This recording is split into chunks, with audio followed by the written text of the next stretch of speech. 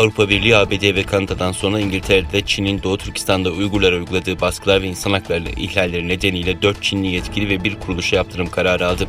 İngiltere Dışişleri Bakanı Dominic Raab, Avam kamerasına yaptığı açıklamada Çin'in Uygurlara karşı uyguladığı baskı ve ihlalleri 2. Dünya Savaşı'ndan bu yana görülen en büyük insan hakları krizlerinden biri olarak niteledi. Sincan Uygur Özel Bölgesi'nde kısırlaştırma, kitlesel gözaltı, gözetleme ve işkencenin yer aldığı insan hakları ihlallerine ilişkin ortaya çıkan kanıtların göz ardı edilemeyeceğini dile getiren Raab, kanıtların uydu görüntüleri, hayatta kalanların ifadeleri, resmi belgeler, Çin hükümetinden sızan bilgiler, İnsan Hakları İzleme Örgütü ve Uluslararası Af Örgütü'nün de dahil olduğu güvenilir açık kaynak raporlar ve İngiliz diplomatların bölgeye yaptığı ziyaretlerden oluştuğunu söyledi. Uluslararası ortaklarıyla çalışarak sorumlulara hesap sormak için hedefe yönelik yaptırımlar uyguladıklarını, bu kapsamda 4 Çinli yöneticiye ve Sincan Üretim ve İnşaat Birlikleri Kamu Güvenliği Bürosu'na yaptırım kararı aldıklarını duyuran Raab, Çinli yöneticilerin Sincan Uygur Özel Bölgesi Siyasi ve Hukuki İşler Komitesi'nin eski sekreteri, Sincan Uygur Özel Bölgesi Parti Komitesi Genel Sekreter Yardımcısı ve daha önce Sincan Uygur Özel Bölgesi Siyasi ve Hukuk İşleri Komitesi Sekreterliği, Sincan Uygur Özel Bölgesi Siyasi ve Hukuk İşler Komitesi Sekreteri ve Kamu Güvenliği Bölümünün eski müdürü, Sincan Uygur Özel Bölgesi Hükümeti Başkan Yardımcısı ve Kamu Güvenliği Bölümü Direktörü olduğunu belirtti.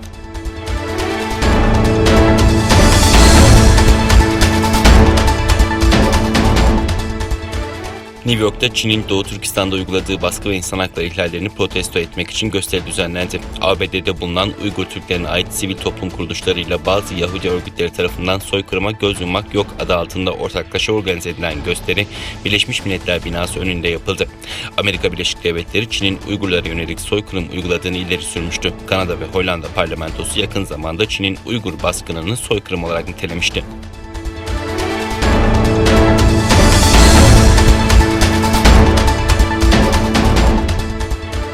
Çin, Avrupa Birliği'nin Uygur Türklerine baskı uygulandığı gerekçesiyle Çinli yetkililere yaptırım kararına misilleme olarak 10 kişiyle 4 kurum ve kuruluşa yaptırım uygulayacak. Çin Dışişleri Bakanlığı'ndan ismi açıklanmayan bir sözcü, Avrupa Birliği'nin yaptırım kararının gerekçelerini görmezden geldiğini savunarak bunun Çin'in iç işlerine müdahale olduğunu vurguladı. Çin bu duruma kararlılıkla karşı çıkıyor ve bunu güçlü şekilde kınıyor dedi. Sözcü yaptırım uygulanacak kişileri ve kurumları açıkladı. Buna göre kişiler Avrupa Parlamentosu'ndan Reinhard Bodfer, Michel Gahler, Rafael Glucksmann, İlhan Koyk ve Meryem Laxman.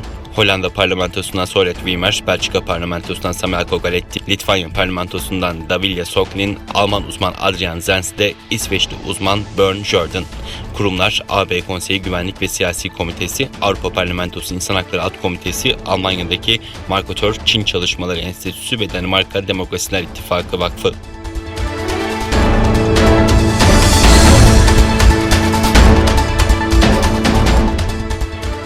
Çin Dışişleri Bakanı Wang Yi ve Rusya Dışişleri Bakanı Sergey Lavrov, ABD'ye İran nükleer anlaşmasına bir an önce ve koşulsuz dönmesi konusunda çağrıda bulundu.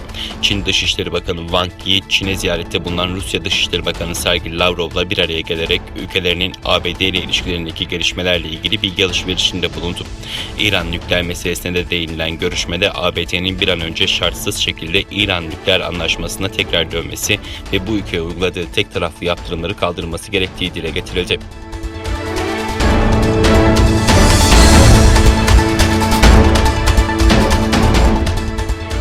Avrupa Birliği Dış İlişkiler ve Güvenlik Politikası Yüksek Temsilcisi Josep Borrell, Türkiye ile en iyi ilişkileri geliştirmek istediklerini ve bu kapsamda Türkiye'yi yaza kadar takip edeceklerini açıkladı. Avrupa Birliği Dışişleri Bakanları toplantısının ardından konuşan AB Yüksek Temsilcisi Borrell, toplantının ana gündem maddelerinden birinin Türkiye ile ilişkiler olduğunu, konunun 25-26 Mart'taki AB Liderler Zirvesi'ne ele alınacağını belirtti.